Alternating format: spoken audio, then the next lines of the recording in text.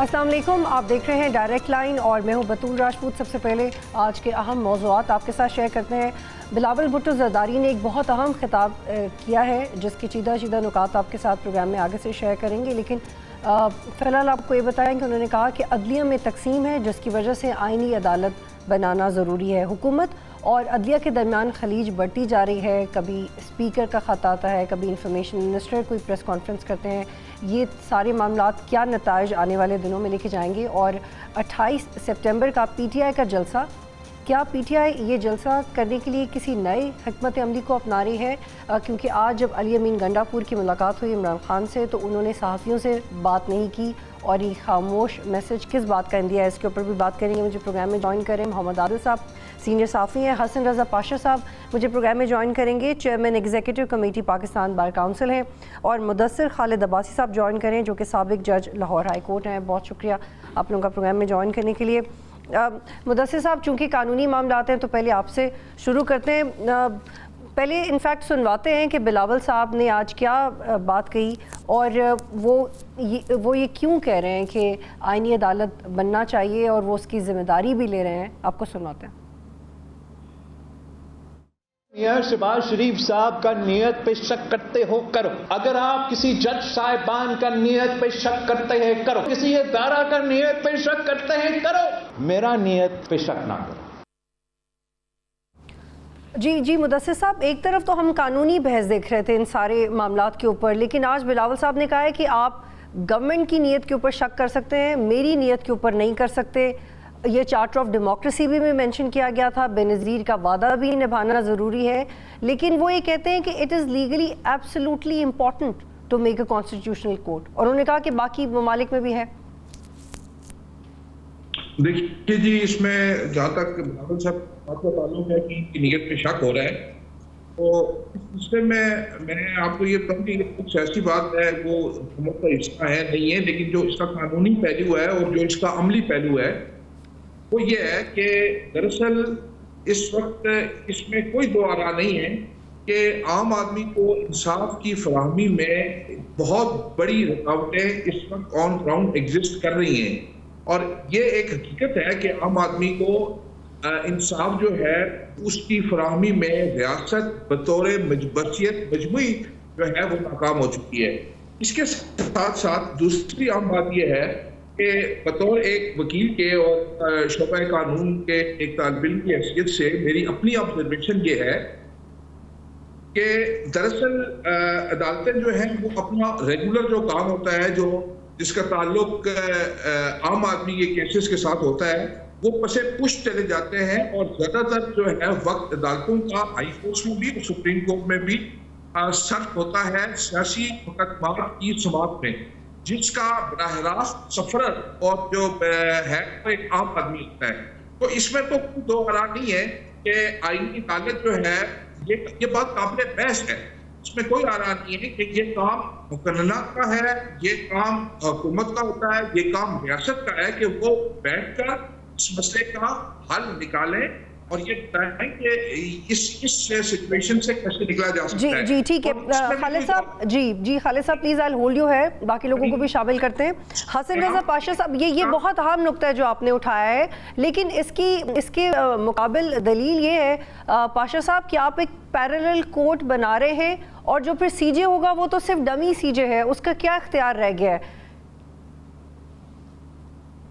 मुशावरत के अमल से गुजर रहा है, पैरेलल कोर्ट कतई नहीं। आप देखें कि जो कॉन्स्टिट्यूशनल कोर्ट पे एतराज़ात कर रहे हैं, उन्होंने चार्टर ऑफ डेमोक्रेसी पे साइन किए और इसको तस्लीम किया कि आइनी अदालत होनी चाहिए।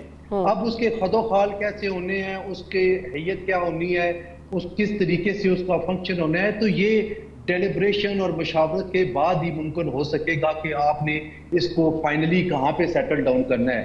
मसलन एक अपोजिशन पार्टी एक जनाब काजी फाइज साहब के हवाले से ये बात कर रही है, एतराज़ कर रही है कि चूँकि मौजूदा चीफ जस्टिस साहब को एडजस्ट करना है और कॉन्स्टिट्यूशनल कोर्ट का चीफ जस्टिस बनाना है, इसीलिए एज की लिमिट भी बढ़ा दी गई है और ये पर्सनल स्पेसिफिक अमेंडमेंट है। फर्ज कर लें हम ये कहते हैं कि अगर हुकूमत वक्त ये गारंटी दे दे या ये कहे कि हम काजी फाइज़ साहब को नहीं चीफ जस्टिस बनाते, तो फिर आप आईनी अदालत के हवाले से क्या कहेंगे? तो फिर वो जवाब सुनने वाला होगा और उस पर गौर करने वाले। और ये पाशा साहब ये भी क्लियर कीजिएगा, क्योंकि बड़ा अहम है, इसको समझ के हम चलते हैं। ये भी बताइएगा, बिलावल साहब ने ये भी कहा है कि जो आईनी अदालत का हेड होगा उसकी उम्र की कोई कदर नहीं होना चाहिए, पूरी उम्र के लिए हो। ये क्या बात है? ये तो वैसे ही गैर जमहूरी सजेशन है। दिस इज नॉट राइट कि एक शख्स पूरी जिंदगी के लिए ओहदे पे बैठ जाए। ये ऐसा डज दैट कन्विंस यू? ये भी एक सजेशन है। ये कोई बिलावल भुट्टो साहब ने अपनी राय का इजहार कर लिया तो जरूरी नहीं कि मैं तस्लीम करूं या आप तस्लीम करें, या जो पार्लियामान में पार्लियामेंटेरियंस बैठे हैं जिन्होंने वोट लगानी है वो कहे। ये एक सजेशन है और हर बंदा अपने अपने हिसाब से सजेशन दे रहा है। मसलन स्पीकिंग फॉर माई सेल्फ, मैंने ये सजेशन दी थी कि अगर आप जजेस की तादाद में इजाफा कर दें और एक परमानेंट कॉन्स्टिट्यूशन बेंच की तश्कील दे दे, वो सिर्फ कॉन्स्टिट्यूशन केसेस की समाअत करेगा अंडर वन चीफ जस्टिस, तो ये जरूरी नहीं कि मेरी तजवीज पे अमल दरामद हो, लेकिन मैंने अपनी समझ के मुताबिक एक तजवीज दे दी है। तो ये सारे मामला मशावरत के जरिए हल हो सकते हैं। इनको आउटराइटली रिजेक्ट नहीं किया जा सकता किसी भी तजवीज को। देखिए बिलावल भुट्टो साहब, मैं समझता हूं कि आज उन्होंने बड़ा पॉजिटिव स्टेप लिया। पॉलिटिकल पार्टीज के लिए हमेशा बार एसोसिएशंस का जो प्लेटफॉर्म है वो मौजूद होता है। आज उन्होंने पाकिस्तान पीपल्स पार्टी की पुरानी तारीख को दोहराया और सिंध हाई कोर्ट बार चले गए और वहां पे उन्होंने अपने इस अमेंडमेंट के हवाले से अपना माफी ज़मीर बयान किया। और आपने देखा कि वकला ने किस तरीके से आईनी हवाले से उन पे सवालात किए। जी पाशा साहब प्लीज अब ये अपना नुक्ता यहाँ पे रोकिएगा जी, इसको आगे बढ़ाते हैं मजीद। आई होल्ड यू है मोहम्मद आदिल साहब, इसका सियासी पहलू मैं चाहती हूँ कि आपके सामने रखा जाए। बिलावल साहब के मैंने आपको स्टेटमेंट सुनवाया, उन्होंने कहा आप उन पे तो शक कर सकते हैं, हम पे नहीं कर सकते। ये क्यों कहा उन्होंने? क्योंकि वो तो इत्तेहादी हैं, उन्होंने कहा था कि हम आप इशू टू इशू फीडबैक देंगे। तो आप अपने ही इत्तेहादी को डिसक्रेडिट करते हुए किस बात का क्रेडिट ले रहे हैं? क्या आप ये इसलिए मान जाएं क्योंकि हम कह रहे हैं हाँ, क्योंकि आप हम पे शक नहीं कर सकते? ये किस तरह की सियासी स्टेटमेंट थी?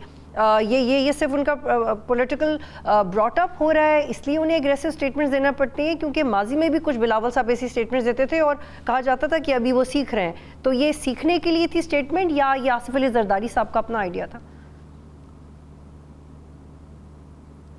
देखिए, ये एक तो उनके मंशूर का हिस्सा था। तो असल में तो अब जब जैसे जैसे हालात तब्दील हुए हैं और ये क्लैरिटी आई है कि शायद अब हुकूमत जो है वो आइनी तरमीम करने में जो है वो कामयाब हो जाएगी, तो अब क्रेडिट लेने की जो है वो अब दौड़ शुरू हो गई। और बिलावल भुट्टो आज पहली दफ़ा जो है वो खुल के जो है अदलिया के ऊपर बोले हैं और उन्होंने ये ऐलान किया है कि हर सूरत में जो है वो आइनी तरमीम जो है वो पास करवाई जाएगी। यकीनी तौर पर अब इस तरह के हालात नज़र आ रहे हैं कि सितंबर के अंदर चीज़ें हुकूमत के कंट्रोल में आ जाएंगी। जहाँ तक आपने बात की थी जजेस की उम्र के हवाले से और आइनी अदालत के हवाले से, तो ये कोई नया तजर्बा नहीं है। यूरोप की बेशतर ममालिक के अंदर आइनी अदालतें मौजूद हैं और जजेस की उम्र के ऊपर भी कोई कतगन नहीं है। 70+ से ज़्यादा उम्र के जो जजेस हैं वो मुख्तलिफ उसमें देते हैं। इसमें जो असल जो आइनी अदालत में सबसे बड़ा मसला आएगा वो है कि वो आपने अपनी मनपसंद जजेस लगाएंगे, उसका क्या वो फिर दोबारा से पोलिटिसाइज हो जाएगी आइनी अदालत भी, जैसे हमारी मौजूदा अदलिया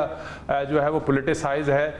तो अदालतों का काम तो इंसाफ की फरामी है। लाखों केस पड़े हुए हैं पेंडिंग, लेकिन हमारी अदालतें जो हैं वो ज़्यादातर पोलिटिकल जो है वो केसेस की तरफ उनका रुझान होता है। जुडिशल एक्टिविज्म हमने हर दौर के अंदर देखा है कि जुडिशल एक्टिविज्म होता है जिसमें हुकूमत की जो है वो बाजू मरोड़ने की कोशिश की जाती है। तो ज़रूरी तो यही है कि ऐसा मैकेनिज़्म, ऐसी इस्लाहात हो जाएं कि जो अदालतें जो हैं वो उनका फोकस लोगों को इंसाफ की फरहमी की तरफ हो जाए। अगर ये दो पैरेलल जो अदालतें हैं, लेकिन इसमें देखना ये पड़ेगा कि क्या जो आइनी अदालत है उसका फैसला सुप्रीम होगा या उसके ऊपर भी कोई उसके लिए भी कोई इस्लाहात ऐसी लाई जाएंगी कि उसके ऊपर भी क्वेश्चन मार्क हो सकता है। तो ये बहुत सारी चीज़ें हैं। अभी जब आइनी इस्लाहात आएंगी तो उससे अंदाज़ा होगा होगा कि हुकूमत क्या सोच रही है और उस पर किस तरह। दूसरी इंपॉर्टेंट चीज़ है कि बार की तरफ से हमने देखा है कि वो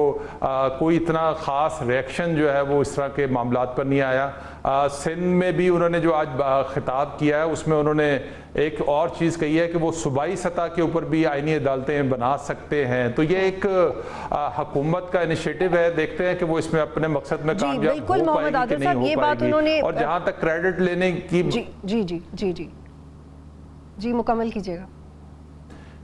मैंने कहा जहाँ तक क्रेडिट लेने की बात है तो ये पॉलिटिकल लोगों का काम है कि वो जब उनको नज़र आए कोई आज काम होता हुआ तो उसका क्रेडिट लें। तो बिलावल भुट्टो ने भी आज मौका मुनासिब समझा और उसका क्रेडिट ले लिया। ठीक, ये प्रोविंशियल कॉन्स्टिट्यूशनल कोर्ट्स बने चाहिए। तो लास्ट टाइम भी जब ये वकीला से बात कर रहे थे बिलावल साहब ने, तब भी ये बात कही थी। मुदस्सिर साहब, ये आदिल साहब ने की बड़ी ज़रूरी एक चीज़ है जिसके ऊपर बात होनी चाहिए कि आप इसको लुक आफ्टर कौन करेगा कि गलती हो रही है। किसी जज की शिकायत लगानी हो तो जुडिशल कमीशन में रेफरेंस चला जाता है, लेकिन जब कॉन्स्टिट्यूशनल कोर्ट बन जाएगा तो एग्जैक्टली सुप्रीम कौन होगा जो आइन की बेहतरीन तशरीह कर सकेगा, क्योंकि पार्लियामेंट भी आइन की तशरीह तो नहीं कर सकती। ये अब फंस जाएगा यहाँ पे मामला। जी, ये बहुत एक आम सवाल है और मैं ये समझता हूं कि बुनियादी तौर पर जब आप कोई नया आइडिया फ्लोट करते हैं और उस मुल्क और उस रियासत के माहौल और उसके सियासी जो एनवायरनमेंट है उसको मद्देनजर रखते हुए करते हैं तो इसके ऊपर बहुत सारे सवालात आते हैं। और यही वजह है कि दरअसल इसमें कोई दोबारा नहीं है कि ये आईनी अदालत जो है इसके क़याम के लिए बात हो सकती है, लेकिन बदकिस्मती हमारी है कि हम अगर कोई अच्छा काम भी करना चाहें तो वो सियासत की नजर हो जाता है। और यही हुआ इस जो ये सारा सिलसिला हुआ इसके अंदर भी यही हुआ।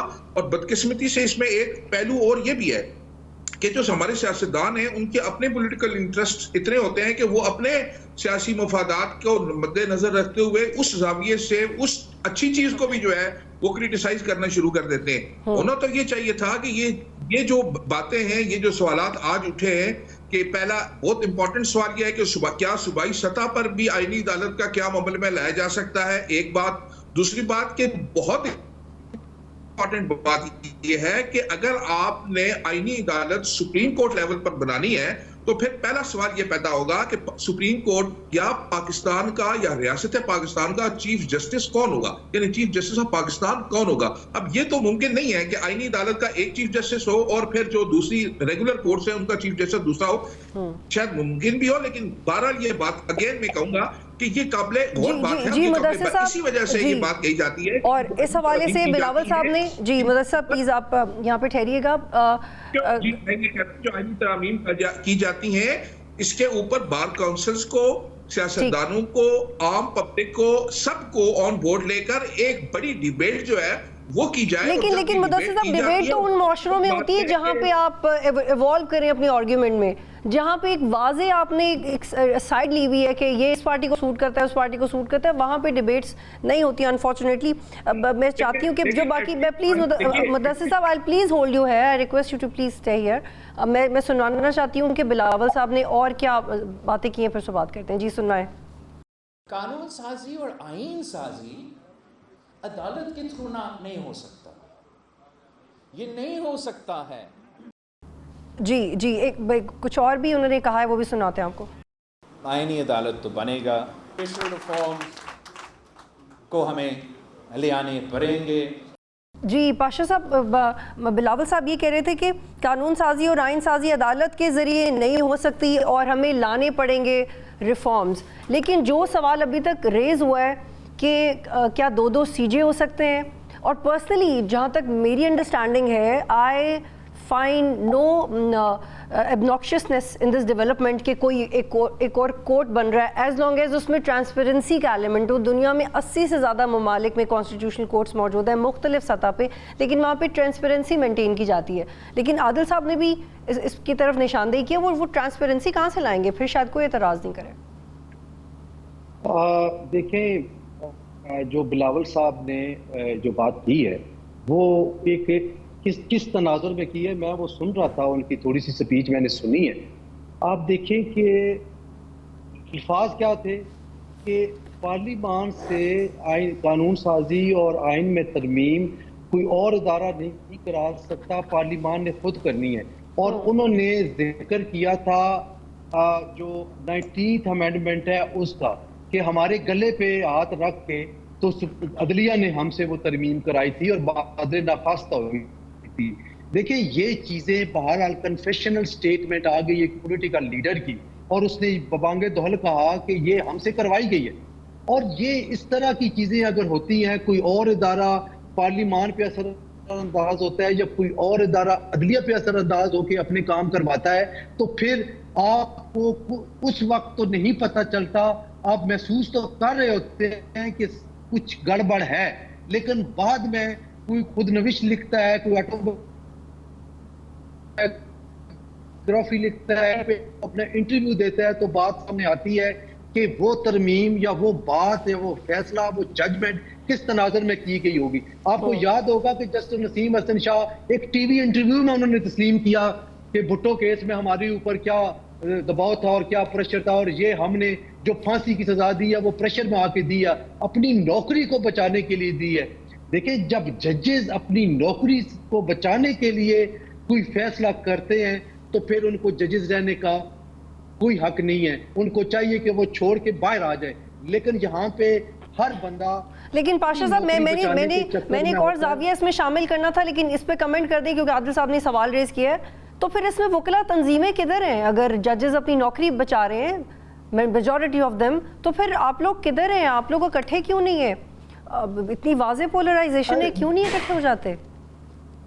मैं आपको बताता हूँ, देखिए हमारे अंदर भी पोलराइजेशन हो गई है। आप देखें, आप अगर 2007 की वकला तहरीक देखें, उसमें मैं बड़ा वहाँ पे एक्टिव था, उस वक्त पंजाब बार कौंसिल का चेयरमैन था। आप देखें कि किस तरीके से वो मूवमेंट चली और कैसे वो लेकर आगे गए, किस तरह आम वकील ने शिरकत की, इररिस्पेक्टिव ऑफ दिस कि किस पार्टी से उसका ताल्लुक है। लेकिन आज एक पार्टी का वकील दूसरे पार्टी के वकील की बात नहीं सुनना चाहता, एक प्लेटफॉर्म पे इकट्ठा नहीं हो पा रहे। और ये कितने अलमिये की बात है कि आप वकला तहरीक का अनाउंस करते हैं, जी हम वकला तहरीक चलाने जा रहे हैं, तो आप जो मुंतखब क़यादत है उसको एतमाद भी नहीं लेते।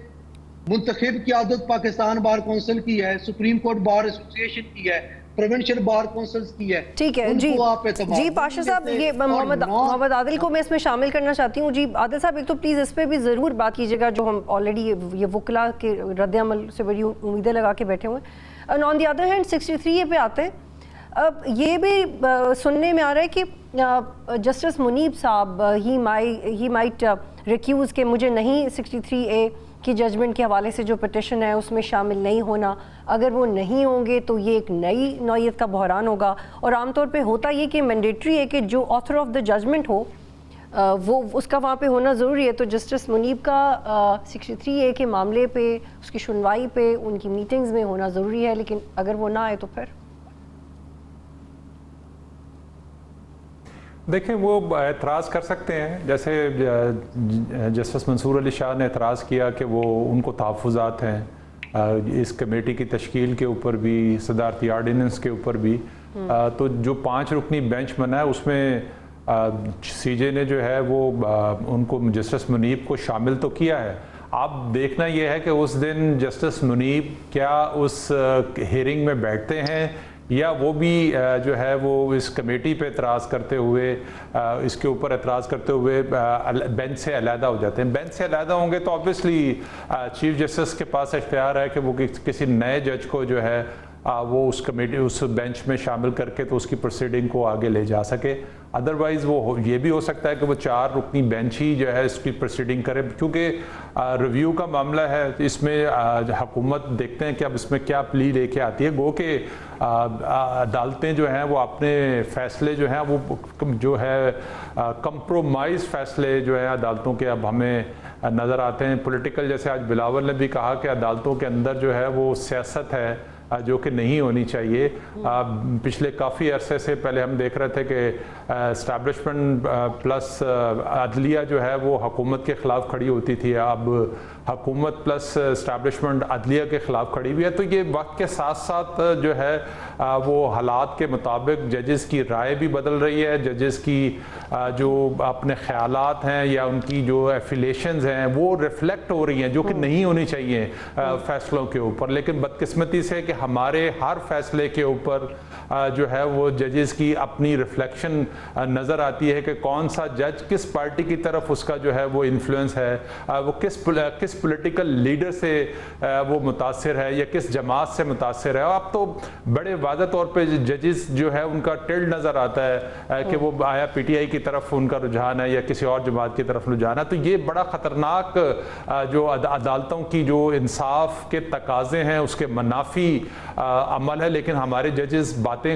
आइन और कानून की करते हैं लेकिन खुद इस पर इम्प्लीमेंट नहीं करते।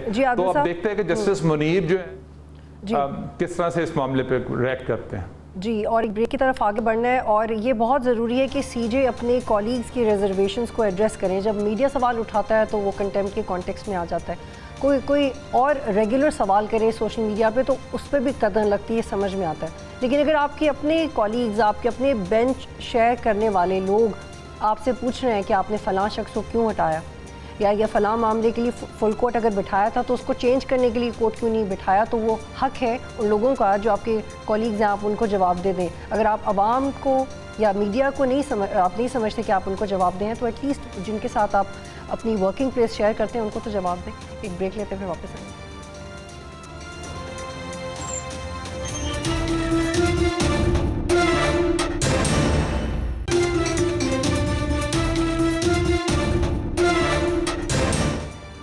आप देख रहे हैं डायरेक्ट लाइन और अब बात करेंगे कि हुकूमत और अदलिया के दरमियान एक खलीज है जो बढ़ती जा रही है।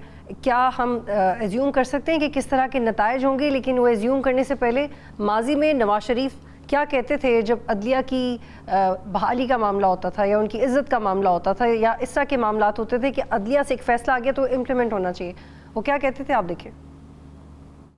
सुप्रीम कोर्ट ने यहाँ पर भी यूसुफ रजा गिलानी को सजा दी है और यूसुफ रजा गिलानी साहब जो है वो सजा को तस्लीम नहीं कर रहे और फिर कहते मैं अपील में जाऊंगा। तो अपील से पहले नीचे उतरो, घर जाओ, जब घर जाओगे अपील करो। अगर अपील में तुम्हारे खिलाफ फैसला होता है तो तुम बिल्कुल घर जाओगे, नहीं होता तो फिर तुम वापस अपने वजारत उज़्मा के मनसब पे आ जाओगे। सुप्रीम कोर्ट का हुक्म मानो, वजारत उज़्मा छोड़ो, वरना एहतजाजी तहरीक का सामना करो। ये हमारा फाइनल वर्डिक्ट हमारी पार्टी का। सुप्रीम कोर्ट के फैसले के बाद से अब तक ये मुल्क जो है ये किसी भी हुकूमत के बगैर चल रहा है। ना सिर्फ वजारत उज़्मा का ओहदा बल्कि काबीना का ओहदा भी ख़त्म हो चुका है। जी अली फुरकान साहब, आपने सुना कि नवाज शरीफ साहब क्या कह रहे थे, माजी में ये बयान देते थे और आज आपको प्रोग्राम में इसलिए दावत दी है कि you are famous for the most exclusive interviews in Pakistan और दर्जनों स्क्रीन्स पे आपके इंटरव्यू बैक वक्त चल रहे होते हैं और आपने इन सब सियासतदानों के बहुत करीब देख के उनका एटीट्यूड रीड किया हुआ है। तो ये क्या है? How do you see this कि माजी में आप अदलिया की बहाली के लिए इस तरह से बात कर रहे थे और अब आप बिल्कुल हेड्स ऑन हो गए अदलिया के साथ? जी अली। और हमें ये नवाज शरीफ का जो ये सिलसिला है, ये जो उनका मिजाज है मौजूदा, ये अब से नहीं है, बल्कि मैंने उनके साथ सफर किया जब नवाज शरीफ पाकिस्तान आ रहे थे, वतन वापस आ रहे थे अपनी खुद साख्ता जलावतनी खत्म करके। तो हमारी उस दौरान भी उनके साथ इसके ऊपर काफी तफसीली बातचीत हुई और हमने देखा कि उनके रवैये में बहुत तब्दीली है। वो बहुत ज्यादा मोहतात थे, बहुत ज्यादा जो है वो हमें कंप्रोमाइज दिखाई दिए हमें इंतखाबात से पहले ही जब वो वतन वापस आ रहे थे। और उस वक्त भी अगर आप देखिए तो इंतखाबात में ताखीर की बातें हो रही थी। उस वक्त भी अदलिया के जो है वो मामला चल रहे थे, इलेक्शन की तारीख नहीं मिल पा रही थी, लेकिन नवाज शरीफ उस सारी सूरत हाल में मुकम्मल तौर पे खामोश हमें दिखाई दिए। हमने उनसे सवालात किए, उनसे बात करने की कोशिश की, तो उन्होंने अपना वजन जो है उस वक्त में भी इलेक्शन कमीशन और उस वक्त की जो मौजूदा निगरान हुकूमत थी उसकी पलड़े में जो है वो डाला, ना कि उस वक्त जो सूरत हाल थी, जो अदलिया के जो इशूज चल रहे थे या इंतखाबात की तारीख नहीं आ रही थी, तो उनको ज्यादा इसरार उनको नहीं था, ज्यादा तशवीश नहीं थी। तो नवाज शरीफ का ये रवैया जो है जो मौजूदा हालात है इसके ऊपर ये उस अरसे से चल रहा है जब से जो है वो उनकी गुज़श्ता हुकूमत यानी पीडीएम की हुकूमत जो है वो मौजूद थी, और उसके बाद ये इसका तसलसल है जो कि निगरान हुकूमत और उसके बाद भी जो है वो चला आ रहा है। ठीक, पाशा साहब, आप इसको बीइंग लॉ एक्सपर्ट कैसे देखते हैं कि सियासतदान अदलिया के किए हुए फैसलों को अपने पॉलिटिकल इंटरेस्ट के मुताबिक ट्रांसलेट करते हैं? यहाँ पे नवाज शरीफ साहब ये कह रहे थे कि आप पहले रिज़ाइन करें फिर अपील में जाएं, यानी कि अदलिया के फैसलों को इतना संजीदगी से लेना है कि रिज़ाइन तो करें ही करना है, चाहे बाद में बेशक आप बहाल हो जाएं, रिज़ाइन करें फिर अपील करें फिर बहाल होके आएँ फिर अपनी कुर्सी पर बैठें, लेकिन अपने दौर में अमल दरामद ही नहीं करवाना, बिल्कुल नहीं करवाना, क्या वजह है?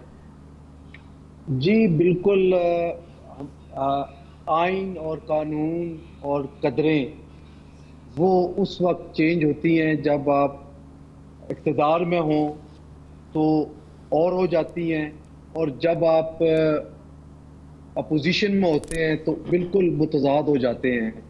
और ये एक लीडर की बात नहीं, हर लीडर की ये बात है। और आप ज़रा माजी करीब में चले जाएं, आप देखें कि हर लीडर इसी तरीके से ही अपना काम चला रहा है। अपोजिशन में जब होते हैं तो आपको बुनियादी हकूक भी याद आ जाते हैं, आपको ये भी याद आ जाता है कि नैब एक ड्रैकोनियन लॉ है और इसको ख़त्म होना चाहिए। आपको ये भी याद आ जाता है कि नैब के जो जिस्मानी रिमांड 90 दिन का है, ये बहुत ज़्यादती है। आम कानून 14 दिन का रिमांड लेता है और आप 90 दिन इसको करते हैं, दिस एंड डैट। लेकिन जो ही आप इक़्तिदार में आते हैं आपको वो कानून भले लगते हैं, आप कहते हैं कि 14 दिन नहीं 90 दिन का रिमांड होना चाहिए। और नैब जो है वो पॉलिटिकल इंजीनियरिंग नहीं कर रही, बल्कि कानून अपना रास्ता चूंकि खुद लेता है, लिहाजा नैब कानून के मुताबिक कार्रवाई कर रही है।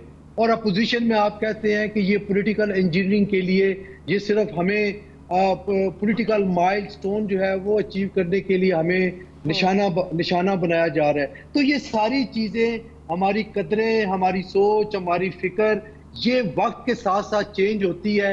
इक़्तिदार में कुछ होती है, अपोजिशन में कुछ होती है। और तो इसको आप इस तरह ना लें। ये अभी भी आप देखें, अभी इससे पीछे देख लें, जिस चीज़ का आपको जी पाशा साहब, मुझे प्लीज आदिल साहब को शामिल करने दें। I got to take a break, kindly यहाँ पर रुक जाइएगा। जी मोहम्मद आदिल साहब, ये सब सुनने के बाद आपके नज़दीक सुप्रीम क्या है? Government, parliament, chief justice of Pakistan, या फिर कॉन्स्टिट्यूशनल कोर्ट जो कि हम एज्यूम करेंगे, तो इस सब में सुप्रीम क्या है? कौन है सबसे ज़्यादा अहम, कौन सा इदारा? सुप्रीम तो आइन है, आइन पाकिस्तान है। लेकिन नवाज शरीफ की जो आपने शॉर्ट सुनवाए, नवाज शरीफ के शुरू से अदलिया के साथ मोहब्बत भी रही है और रस्साकशी भी रही है। सजाद अली शाह 93 में जो है उनकी हुकूमत जब इसहाक खान ने बरतरफ की थी तो एक 11 रुकनी बेंच ने उनको बहाल कर दिया था, और उसमें सजाद अली शाह जो है वो एक वाहिद जज से जिन्होंने इख्तलाफ किया था उनकी बहाली के बाद। और फिर बेनज़ीर भुट्टो ने उनको जो है वो चीफ जस्टिस लगा दिया था बाद में। और फिर नवाज शरीफ जब दोबारा इक़्तिदार में आए तो उनकी सजाद अली शाह के साथ पहली रस्साकशी जो है वो शुरू हुई, और उसके नतीजे में वो जो सुप्रीम कोर्ट पर हमला मुस्लिम लीग नून की हुकूमत के दौरान हुआ था, उसके बाद भी उनकी मोहब्बत अदलिया के साथ चलती रही। या ये कहा जाए कि नवाज शरीफ हमेशा जजों के साथ मिलके चलते रहे, और ख़ुद फिर 2018 से पहले जो इलेक्शन से पहले जो है वो ख़ुद अदालती फ़ैसले का शिकार हो गए। तो ये सूरत हाल जो है हमेशा से रही है। जो हमारी हुकूमतें हैं, जो हमारी अदलिया है, इनके दरमियान मोहब्बत भी रही है। बहुत सारे फ़ैसले हुकूमतों को सपोर्ट भी किए हैं और बहुत सारे फ़ैसले हुकूमतों के ख़िलाफ़ भी आए हैं। सबसे ज़्यादा पीपल्स पार्टी जो है वो उसकी मुखालफत हुई है। बेनज़ीर भुट्टो को सजाद अली शाह प्यारे लगे, उन्होंने उनको चीफ जस्टिस बना दिया। बाद में सजाद अली शाह ने उनकी हुकूमत को जो है वो जब बरतरफ हुई तो उसको जायज़ करार दिया। इसी तरह इफ्तिखार चौधरी को यूसुफ रज़ा गिलानी ने बहाल किया, लेकिन बाद में इफ्तिखार चौधरी ने ही यूसुफ रज़ा गिलानी को फारग कर दिया इक़्तिदार से। उनको तो आदिल साहब, ये जो आपने प्यारे लगने का वर्ड यूज किया है, ये तो प्यारे लगने से ही हो जाता है अपॉइंटमेंट, या प्यारा काम भी करना है, या सिर्फ फिजिकलिटी की बात कर रहे हैं आप?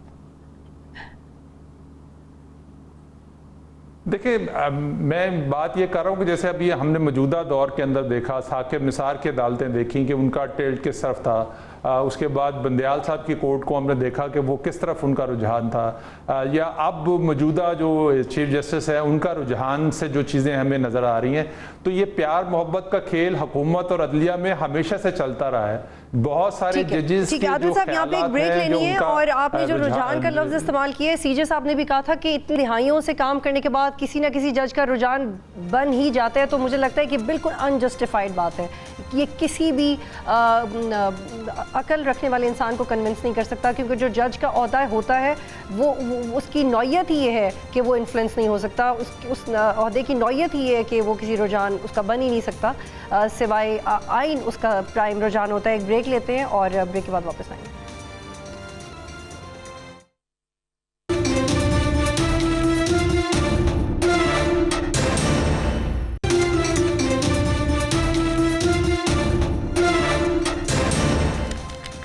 आप देख रहे हैं डायरेक्ट लाइन और अब देखते हैं कि पाकिस्तान तहरीक इंसाफ 28 सितंबर के जलसे के लिए क्या हिकमत अमली अपनाएगी, और मुख्तसरन इसके ऊपर प्रोग्राम के आखिरी सेगमेंट में बात करेंगे। पहले ये जलसा मियाँ वाली में किया जाना था, फिर इसकी लोकेशन चेंज हो गई। मोहम्मद आदिल साहब, आप मुझे बताइएगा कि आप क्या एक्सपेक्ट कर रहे हैं, पीटीआई इस जलसे से क्या हासिल कर सकती है, किस तरह की अपॉर्चुनिटी, क्योंकि पहले दो मौके तो तकरीबन ज़ाया हुए हैं और अली अमीन गंडापुर ने एक बड़ा फॉर्मल सा खिताब किया शॉर्टली और वो फिर उन्होंने मज़ीद बात नहीं की। तो क्या हिकमत अमली चेंज करने जा रही है पीटीआई, क्योंकि आज जो उनकी इमरान खान से मुलाकात भी हुई है उसके बाद उन्होंने जर्नलिस्ट से बात नहीं की, अली अमीन गंडापुर ने, जो कि वो usually he does not miss the opportunity, लेकिन आज उन्होंने किसी से बात नहीं की। देखिए, वो आज की जो मुलाकात के हवाले से हमें ज़राए से पता चला, उसमें इमरान खान ने जो है अली अमीन गंडापुर की क्लास ली है, क्योंकि वो लाहौर के जलसे में ताख़ीर से पहुंचे थे, जिसकी वजह से उनका ख़िताब नहीं हुआ था।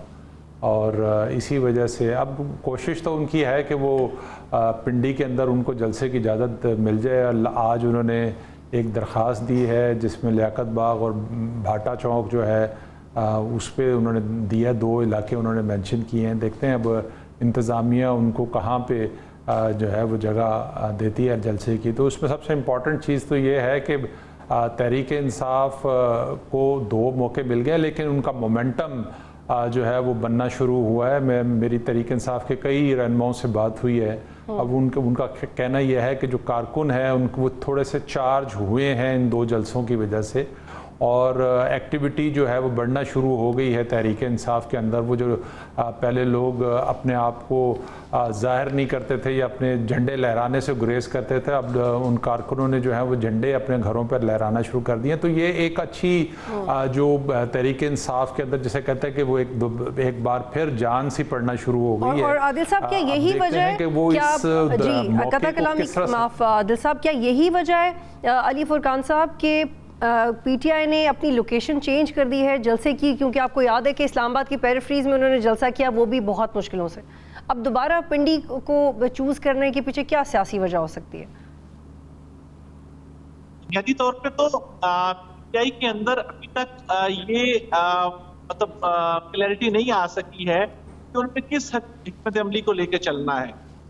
ये जो कंफ्यूजन है पीटीआई के अंदर, यही असल वजह है जो किसी भी स्टेप में, किसी भी कदम में, किसी भी मरहले के ऊपर मुकम्मल यकसुई के साथ और मुकम्मल हमआहंगी के साथ आगे बढ़ने नहीं देती है। और ये कंफ्यूजन और ये सूरत हाल हमने जो माजी में देखी, उसी का ये तसलसल है कि अब भी जो है वो एक ऐलान किया जाता है, एक जगह का तयन किया जाता है, फिर उसको तब्दील कर लिया जाता है। आपको मालूम है कि 5 मरतबा इस्लामाबाद में जो जलसा होना था पीटीआई का, उसका मकाम और उसके जो दिन है वो उसमें तब्दीली 5 मरतबा की गई। और लेकिन अली वो तो इस वजह से हुआ था ना कि उनको एनओसी नहीं मिल रहा था, रिपोर्ट्स थी, वो इस वजह से भी तो हुआ है कि नहीं हुआ जलसा या चेंज होता रहा, या वो सिर्फ पीटीआई ने किया? लेकिन जी, जो मुख्तलिफ वजूहात सामने आती रही, लेकिन उन वजूहात की पीछे जो असल वजह है, जो बुनियाद है, वो ये है कि पीटीआई अभी तक ये फैसला नहीं कर पाई है कि उसे किस हिकमत अमली के साथ आगे जाना है, कौन से लोग हैं जिन्होंने पीटीआई को लीड करना है। एक वक्त आता है, हम देखते हैं कि वो जो मफाहमाना ग्रोह है वो पीटीआई को लीड कर रहा होता है, और फिर साथ ही हमें लगता है कि फौरन ही जो दूसरा जो कि जरा सख्त गिर है, जो मफाहमत को पसंद नहीं करते हैं, वो लोग जो है वो सामने आ जाते हैं, पीटीआई को वो लीड करने लग पड़ते हैं। तो अभी तक जो असल मसला है, जो बुनियादी बात है, ये जो तब्दीली आ रही है उनके मुख्तलिफ मौक़िफ़ में, उनके हिकमत अमली में, उनके जलसों के मकामात में, उसकी वजह जो है वो मेरी नज़र में ये ठीक। और ये एक और मौका है पाकिस्तान तहरीक इंसाफ के लिए, और जैसे आदिल साहब रहे हैं कि डांट भी पिटी अली अमीन गंडापुर साहब को, तो क्या उस डांट के बाद गंडापुर साहब एक मैच्योर सियासी तकरीर करेंगे, बंदे पकड़ के लाएंगे? क्या वो ये प्रूव तो नहीं करेंगे कि उनका सॉफ्टवेयर अपडेट हो गया, या वाकई वो मैच्योरिटी से उसको एक पॉलिटिकल अपॉर्चुनिटी की तरह उस पर कैपिटलाइज करेंगे? देखेंगे। एक प्रोग्राम देखने का शुक्रिया। अल्लाह हाफ़िज़।